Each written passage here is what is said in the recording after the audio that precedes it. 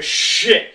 Hello world of YouTube and welcome to a video I didn't plan to make, really, but I figured I'd start the year off right. I'd start 2015 off from a video perspective right. Give you guys a list that I've done for 3 years now. So I figured I'd continue the tradition going with my top favorite records of last year, my top 11 records of last year. Now, I'm not going to get any more into my life last year, but musically, the year of music was pretty solid. There's a lot of good stuff that came out. A lot of comebacks, some of which are on this list. There's a lot of comeback records that came out last year, and there's some that are coming out this year as well that I'm excited for. But there's a lot last year to offer, and when it came down to making this list, it was interesting. And I do have a few honorable mentions, so before I get into that, my honorable mentions of this year. Murs Day, with Murs Day. I really love the beats on this thing. I love the chemistry. There's absolute nothing but chemistry on this record between Murs and the guys of Mayday. They play off each other well. Their flows are great, and they just mesh together really well. And I'm happy that this release came out. Skin Dreads Kill the Power, a record I'll review. Slight expansion on the previous record. There's some hip-hop influence in there, which isn't a bad thing. It just didn't really make the cut. I Fight Dragons, The Near Future. Really fun power pop, and I love this record because it reminds me of my adolescence in the best way possible. And it's about all I'm going to say about it, because the last one is Weezer's Everything Will Be Alright in the End. It's Weezer being dorks with reduction that suits them well. Now let's get into the list. At number 11 is Mastodon's Once More Round the Sun, the only album on this list that I reviewed from last year. And like in that review, what I love about this album and why it stayed on the list is because, or why it made the list, is because while it retained a lot of the straightforward songwriting from The Hunter, it brought back a lot of the character of Mastodon. And that's something that really stuck with me throughout the year. I love this thing still. I think that it's still a really fantastic release from these guys. It's a huge step up from The Hunter. And I don't hate The Hunter, but you guys know that, or will know that when my review comes out of the rest of the discography. But this new record, or this record of theirs, is really great. The songs are just pretty fucking awesome. And it's got me excited for Mastodon again, which I'm really happy to say. So that's good. And at number 10 is Beck's Morning Phase, a record I honestly didn't think was going to be on this list, because while I love Beck, I really didn't think that this new record, and being a sequel to Sea Change, a record I didn't think needed a Sonic sequel, would stick around with me, or that I didn't think I would really hold on to this record as much as I did. And I really like this thing. I think that it's really good. And like I said, while I love Sea Change, and I don't think this record is as good as Sea Change, and I don't think it's as good as Beck's previous few records, but it's still really good. It's Beck. It's someone that I genuinely love, and only one of his records has been a huge disappointment to me. It's more that it just doesn't have lastability, and I'm sure this record will, like the record I just talked about, won't have as much lastability as, say, Sea Change, but I really like this record. I liked that while Sea Change didn't need a Sonic sequel, its Sonic sequel works. I like the atmosphere, and I love the soundscape. I love hearing the soundscape again presented in a new light, with some more progression added to it. So, yeah, I liked it a lot. And while it's not my favorite Beck release, or favorite in recent memory, it was nice to see Beck come back with something still really good. And at number 9 is Babymetal, with Babymetal. This record, to a lot of people probably is a joke. It's J-pop meets metal musicianship, but it works. It fucking works in a way that I did not think would honestly stick around with me, but I still love listening to this thing. It is hilariously awesome in the best way possible. If you haven't heard Babymetal, if you haven't even heard of it, it's a J-pop group mixed with metal instrumentation. These 3 young girls are singing with heavy metal guitars, trigger drums, and it's fucking ballistically stupid but awesome at the same time. I love this thing. I can't stop listening to it. It has some of my favorite fun metal that I've heard in recent years, and it's awesome. I love this thing. It's so goddamn good. It just, J-pop and metal shouldn't sound this good together, but it does, and it's fucking awesome. And at number 8 is Run the Jewels, with Run the Jewels 2. I mean, with Run the Jewels being as awesome as it was, I expected this to be as great. I just didn't think it was going to be this good. I honestly thought it was going to be more of the same, and it's not. It is a bit of a progression on their sound. I'm And that's part of what makes this great. It isn't just more of the same, even if more of the same would have been just as good, because, let's face it, LP does his thing on the production, and he's a great MC. And Killer Mike, they bring out a lot in each other, and that shows more on this release, and that's one thing I really like about it. The chemistry that was on the first record is there, but it seems more tight, which I think is really good.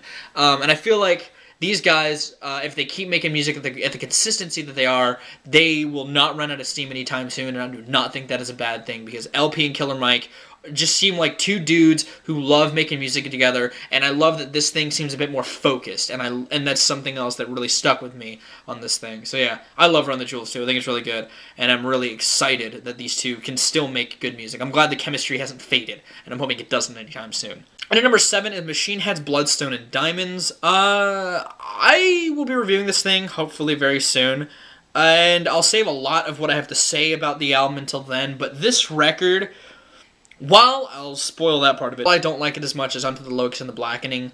I like a lot of the ideas presented here. I like a lot of the riffage. I like a lot of the additions they made to their sound. While I don't think it meets that caliber of the last two records, there's still a lot of really good stuff here. It's not my favorite metal record of the year, but it's one that is definitely still really kick-ass. There's a lot here that is really good, and there's a lot to take away from this record. And that's one of the reasons why it's still on this list, because some of the songs on here are fucking awesome, and they came together with another really great release, and it's just awesome. It's Machine Head making stuff, still good music, and that's why it's on this list.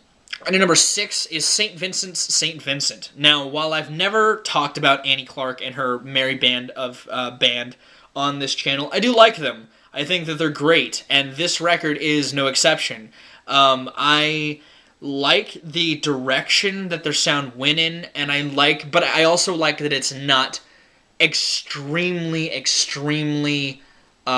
predominant over everything. There's still a lot of her character, a lot of what she has crafted up to this point in this record sonically. And there's even some influence from David Byrne from the record that she did with him on a couple of tracks in here, which I also think is a really good thing.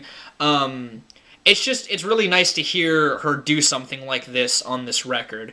A lot of the synths and a lot of the synthy pop stuff that's on here sounds great, and when it's not here, it doesn't sound bad either. It doesn't sound too mishmatched. Like, the record has a really good flow to it, even though there's not every track has the same sonic style. There's a couple of styles that are on here, and they're all represented really well, and they all have a really good balance to them. And that's one of the really great things about the record. Plus, the songs on here are fucking catchy as shit, and it's great. Annie and crew came together with a really great bunch of songs, and I fucking love this thing. It's really good. And at number 5 is Gridlink's Longhena. I think I'm pronouncing that right. It's a grindcore record, which I guess could surprise some people, because I've never been the biggest advocate of grindcore. But my friend Austin, the guy I did the Jack and Daxter Let's Play with, he recommended this record, along with another one on this list. And he said if there was any grindcore record out there that I would love, this would be it. And he was fucking right. This record is awesome. It's a grindcore in the sense that the songs are really short. There's a lot of noise and chaos in the mix, but it's all balanced really well, and there's some electronics that seep in underneath that fit really well with this disarrayed dissonance of just madness. It all works really well, and it comes together into a fucking awesome package. Again, it's not my metal record of the year, but it almost was. This thing sat really high up on my list for a while, and then I listened to some of the other releases that were above this, and I was like, okay, yeah, this record is still really high up there for me, but it's not as good as the others. If you want a gateway grindcore record, this might be it. It still retains a lot of that grittiness from grindcore, but it is polished a bit. So keep that in mind. If you do want to hear grindcore, keep in mind it is still grindcore, but this is a pretty good introduction to the genre, because I've heard other stuff, and I like this more than the other stuff. So yeah, Gridlink's Longhena, number 5. Never thought I'd put a grindcore record in the top 11, but I did. And at number 4 is D'Angelo and the Vanguard with Black Messiah. If you don't know who D'Angelo is, he's a neo-soul musician who put out a couple records in the late 90s and early 2000s, and this is his comeback record, and it's really fucking good. The production on this thing is top-notch. This thing just oozes with flavor and style and swagger in the best way possible. D'Angelo just kills it. The band he has with him accompanies him really, really well. It's just a lot of fucking polished as hell soul tracks that just soar vocally. This thing is great. My only real huge complaint with it, but it's a really small nitpick, that's why it's still at number 4, is there's a lot of group vocals on this thing. There's a lot of layered vocals, and they can be a bit excessive at times, but it doesn't degrade the quality of the record at all. It's just a minor nitpick throughout the record that pops up. I mean, it's nice to hear it first, and there is a lot of solo vocals, but there is also a lot of layered vocals, and while they sound good and they sound really well balanced, it does get a bit excessive at times. But that's really my only complaint about it. The record itself is awesome. There's a lot of atmosphere. There's a lot of really good instrumentation on here, and it's just a nice, fun soul record. It's really good. I honestly really recommend this thing. Even if you don't like soul, again, this might be a good gateway into soul for you. Neo-soul, anyway. It's good. Really awesome. Really nice and crisp. It's a really nice package that came together at the end of this year. And at number 3, my metal record of the year, Every Time I Die's from Parts Unknown. You ever wonder what would happen if the Dillinger Escape Plan stopped being calculated as shit and just started writing more straightforward, punkier jams?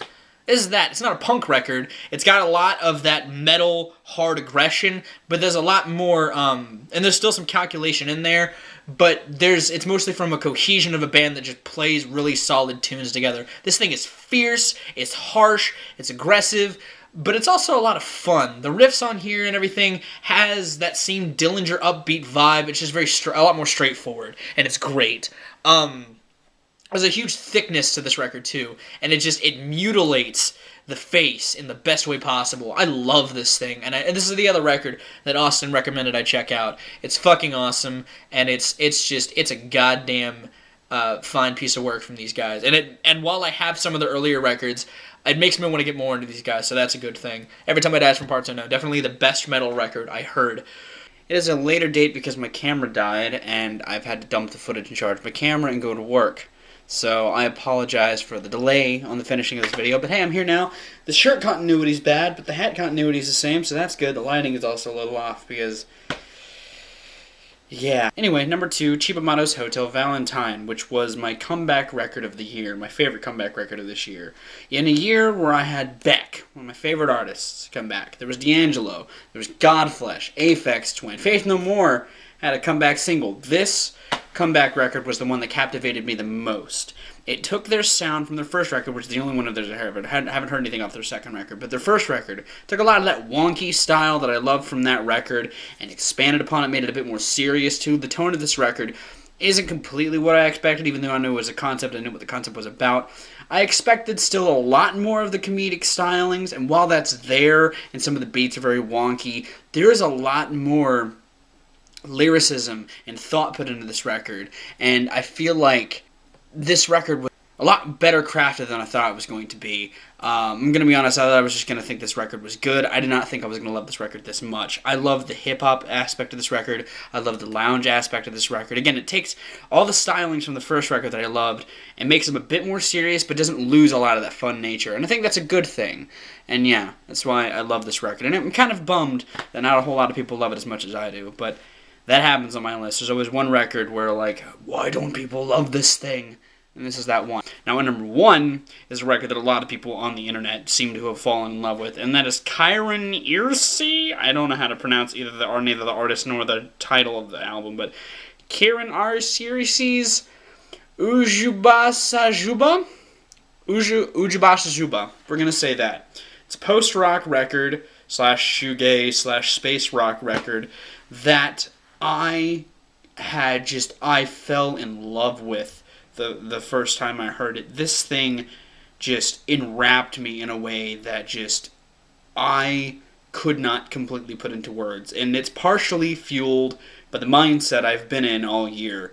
This put my dreams, my soundscape of my brain, and put it to music, and I just love it. It takes a lot of the aspects of the genres I mentioned, post-rock, really guitar driven stuff, like shoegaze, like the layers of shoegaze and everything, and combines them all really well. It has an appreciation for so many subsects of like 90s underground guitar music, and it puts them all together really well. The atmosphere of this thing is just absolutely fantastic. This record bleeds atmosphere and mood and tone in the best way possible. This thing is great. If you haven't checked this out, I highly recommend you do. It is a fantastic record that came out last year that just is so good. It is so very, very good. Its guitars are just crunching. Its drums are very punchy but muddy at the same time.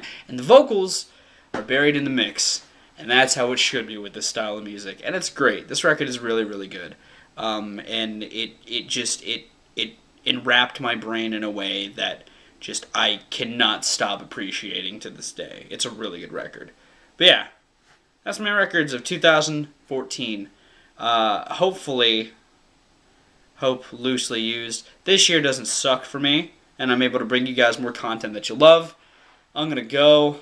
Hopefully you enjoyed my list. I'd love to see some of your lists. I know some of you have put up videos. I've seen some of your lists. Not all of you do that sort of stuff, though. But what are some of your favorite records of this year? Biggest disappointment for me was the Physical World.